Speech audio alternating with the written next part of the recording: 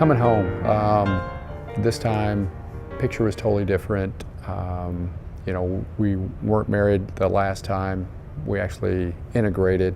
So this time, I was actually coming home and to a home where Lisa and Nate were. My daughter had moved to Reno for a great job opportunity. And so coming home was different. I was coming home to them as opposed to coming home to a house, and then eventually we were going to get married. So it was very exciting, very anxious on my side.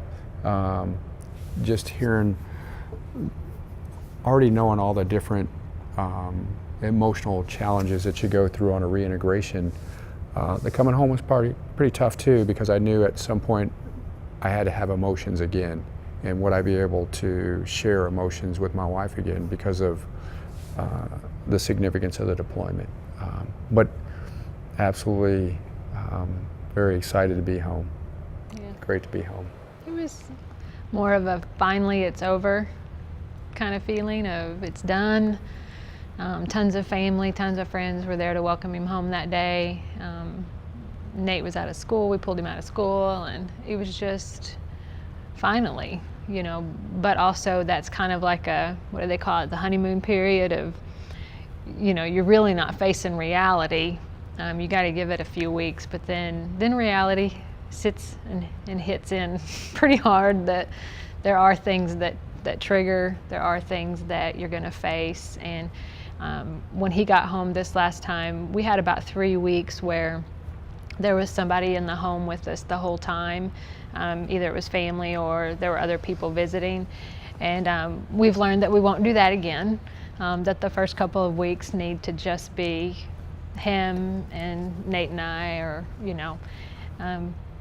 but it's later whenever you start to pick up on what's going to trigger the emotions, or it's not so much that it was emotion, it was just a silence or a concern that he would go to whenever I had an article of one of the soldiers that we lost during that time, and I didn't remember that it was in that basket, and he saw it, and I didn't know what I walked into, kind of thing. And so those were kind of the starting points of our struggles, of him not wanting to tell me some of the things that he went through in order to shield me from the reality of, I will just say, war, because I'm pretty naive, about what he actually sees.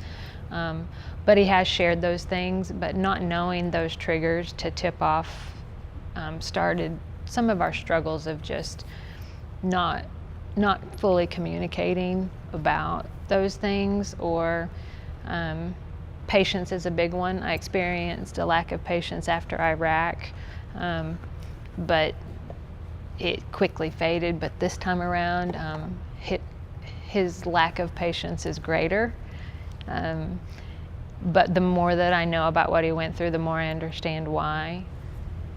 I think for me the struggle is how much to share, how much to talk about.